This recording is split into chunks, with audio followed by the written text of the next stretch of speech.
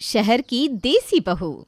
ये कहानी है उदयपुर नाम के शहर की, जहाँ रेणुका अपने पति सुमित और बेटे सुशील के साथ रहती थी। सुशील एक रिसर्चर था जो अपनी पसंद की किसी पढ़ी लिखी लड़की की तलाश में था। मुझे तो लगता है तो शादी ही नहीं करना चाहता, वरना इतना समय लगता है क्या लड़की पसंद करने में। अरे अपने कॉलेज की किसी प्रोफेसर से ही बात चला ले। ऐसे थोड़े ना होता है मम्मी, ऐसे थोड़े किसी से शादी की बात चला लूँ। और वैसे भी मेरी सारी कलीग्स मैरिड है, तुम बेकार में ही हड़बड़ा रही हो, मिल जाएगी कोई ना कोई। ये कोई बात हुई क्या बेटा? यहाँ तेरे घर वाले तुझे लड़की ढूंढने का मौका दे रहे तो तू देरी कर रहा है। 30 साल का हो गया है तू, अब बच्चा नहीं रहा। विनीत नहीं था क्या वो तेरा सीनियर? पहले बहुत आनाकानी की उसने, अब देख लड़की नहीं मिल रही उसे। इतना परेशान है लड़का। मुझे कहता है चाची कुछ करो। अब चाची क्या करे, जब उम्र थी तो नखरे किसने दिखाने को कहे थे। सभी आपस में बात कर रहे होते कि उसी वक्त सुमित वहां आकर कहता है, अब इस चैप्टर को बंद कर दो। मैंने एक लड़की देख ली है, बोरनपुर की है। पता है बेटा, इसी गांव में तेरे दादाजी का जन्म हुआ था। गांव के सभी लोग बड़े सीधे साधे हैं। उसी गांव की एक लड़की रूपा का रिश्ता हमारे सुशील के लिए आया है। पढ़ी लिखी संस्कारी लड़की है। वैसे तो गांव की है तो कुछ दिन तो लगेंगे उसे यहाँ एडजस्ट करने में, बट हो जाएगी, मुझे विश्वास है। फिर तो आप जाइए और बात चलाइए, क्या सुशील? फिर क्या था, ज़्यादा देर ना कर सुमित सुशील और रूपा का रिश्ता पक्का कर देते हैं और दोनों की शादी हो जाती है। शादी के दिन फेरों के बाद भगवान की कृपा से एक काम भी हो गया। चलो अब तुम दोनों खाना खा लो। दोनों दुल्हा दुल्हन खाने को बैठते हैं।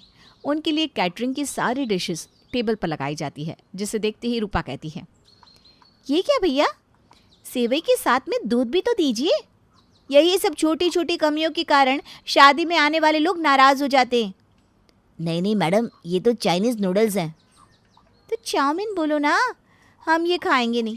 क्यों सुशील जी, मैदे की चीज़ों से तबीयत बिगड़ती है, ऊपर से टेबल पर बैठकर तो कभी खाना ही नहीं चाहिए। भैया ज़मीन पर चटाई बिछा दो, हम नीचे बैठकर खाएंगे। ये सब क्या बोल रही है तेरी बहू रेणुका?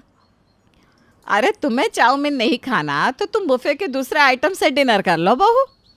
अच्छा भैया, मुझे रोटी और दही ला कर दो, रात में ज़्यादा भारी खाना खाना ही नहीं चाहिए। और इसके बाद सभी के सामने चेयर पर पैर चढ़ाकर रूपा खाना खाने लगती है, जिसे देखकर रेणुका का पसीना छूटता जा रहा था और वो लगातार बड़ी बड़ी आंखों से सुमित को देखती जा रही थी। और देखती भी क्यों ना, आखिरकार रूपा को लाने वाले सुमित जी ही तो थे। अगली सुबह 4 बजे उठकर रूपा घर का सारा काम करके मार्केट गोबर के उपले खरीदने चली जाती है। नहा धोकर रूपा उन उपलों को अपने घर के दरवाजे के पास जला देती है। घर के चारों तरफ धुआं देखकर सुशील घबरा जाता है। ये धुआं कहाँ से आ रहा है? रूपा ठीक तो है ना?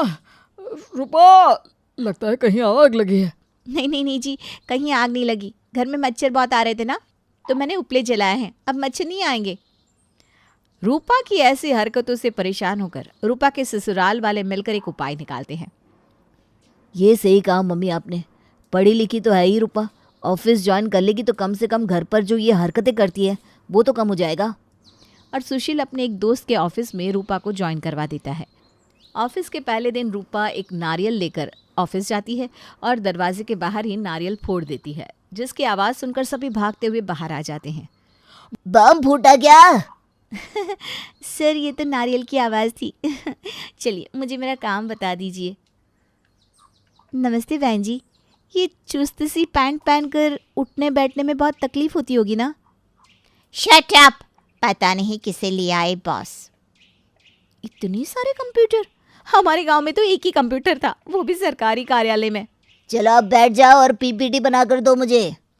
ये कहकर बॉस अपने कैबिन में चले जाते हैं। बॉस भी ना पीटी को पीपीटी कहते हैं, पर यहाँ मैं पीटी कैसे करूँ? स्कूल के बाद कितने सालों से पीटी नहीं की है मैंने, पर अब बॉस ने कहा है तो करना तो पड़ेगा। और रूपा अपने कैबिन में जोर जोर से उछल उछल कर पीटी करने लगती है। What else can we expect from her? इस सुशील ने कहाँ फंसा दिया मुझे।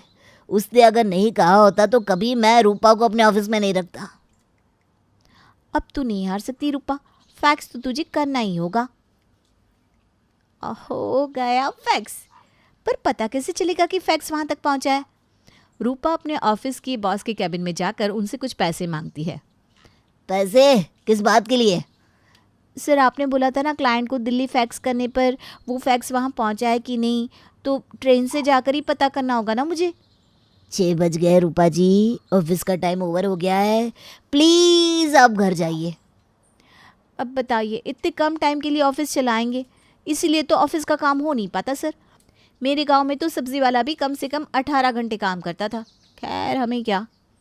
ऑफिस से रूपा को भेजकर सभी चैन की सांस लेते हैं, पर जैसे ही रूपा अपने घर पहुंचती है उसे देखकर फिर से सभी घबरा जाते हैं। सुबह जहां छोड़कर गई थी मैं आपको, अभी तक आप वहीं बैठी हैं। मुझे तो लगता है मेरे बिना आपका मन ही नहीं लगता। नहीं नहीं बहू, ये बात नहीं है। वो ना हम दोनों सुशील का इंतज़ार कर रहे हैं।